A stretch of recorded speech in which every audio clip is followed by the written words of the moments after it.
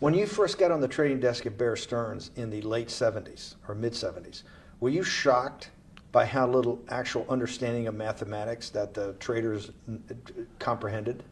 Yeah, well, again, we had a Texas Instrument calculator. Most stockbrokers, especially before 1975, if they were good stockbrokers, could add. That's about it. They could multiply. If you could multiply, you were already in the top 15% of stockbrokers. Stockbrokers simply meant there's a story.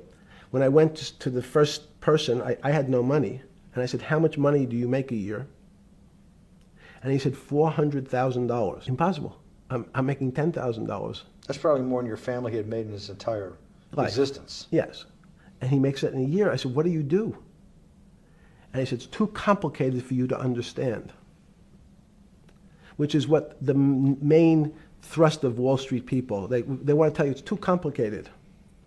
Because if you understood that that person was simply, he had a brother-in-law, in fact, in this case, who ran the pension fund at General Motors.